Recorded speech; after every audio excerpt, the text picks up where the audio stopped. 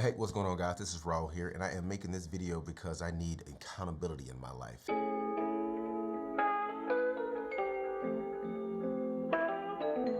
Debating on should I buy a Porsche or should I buy another house.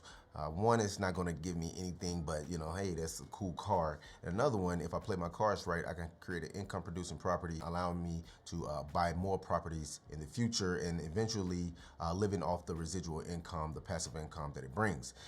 Obviously, that's the better choice, but I'm going to get that Porsche. It's just not right now. So within the next 6 months, I'm going to be putting together a plan to actually make this happen. I'm in position to do it right now and pull the trigger, but we gotta do, as we all gotta do, whether you're making when you're making a big purchase, you gotta do your due diligence. Now, one of the things I did yesterday, I spent damn near an hour on the phone with the lender breaking down a scenario. So that's what you guys need to do, whether it's your first, second, third, or whatever home. You want to speak with a lender first, and you don't have to run any type of credit. Some of the things I was discussing with the lender yesterday is like, hey, here's my debt, which is nothing but a mortgage, truck paid off, all that stuff. So I didn't have to worry about that. And here's my income. And, depending on the type of income that you have, and then you have to break down what are you going to do with the second home, whether you're going to use it as an investment property. Now, if you're going to use it as an investment property, the options of financing, it's going to look a little shaky, because if you're going with a typical conventional loan and trying to go into an investment property and you tell the lender that, that's automatically 25% down on top of closing costs, no questions.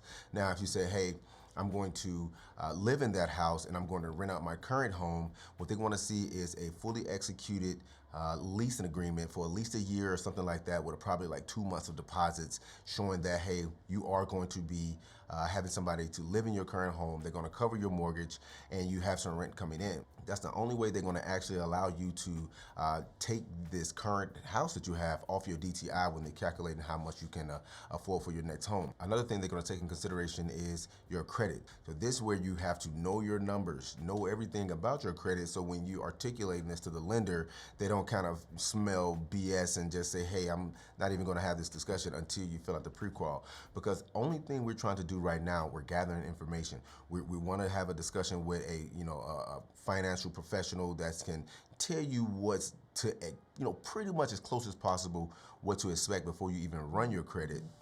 And in this situation, hold on, let me having a conversation here.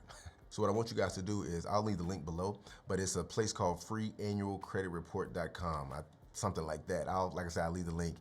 But you can actually pull your credit score for free. It's not going to put a ding on there. It's you checking your own stuff to see who's reporting what. That's the only thing that's really good for it. It's not going to give you a score or anything like that. But having this information in front of you, you can take each line of credit that you have, and it's going to have the big balance, your monthly payments, and amount due, minimum amount due. So you want to take all your minimum amount due, add it up, divide it into your income pre-tax, and you're going to get a percentage.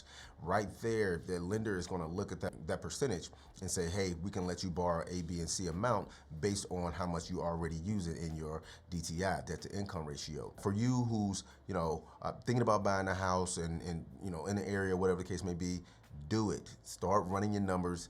Get out there and snatch something right now. I'm saying this because the market is not necessarily going to stop. It's going to get more and more expensive. So you're going to be looking back a year from now saying, damn, I thought it was expensive last year. And now you're just like, the area that I was looking at, I can't even afford to be in it anymore. And if you are already a homeowner and you're looking to move into another community and take advantage of the market right now, do it. Jump it, take it, sell your house, go to the next place, and just ride the wave. Yes, it's going to be expensive right now, but compared to what it's going to be next year and the year after that, you got some developments in Austin right now that's going to take years to come. So that's what I'm talking about. Take advantage of it right now, because 3 to 5 years from now, man, you're going to have some really exclusive neighborhoods that you would never thought that ever exist in the city and the surrounding cities of Austin, just because of what's about to happen around here. So do like me. I'm gonna keep I'm not letting my house go. I'm gonna figure this out. Me and the lender gonna have a heart to heart.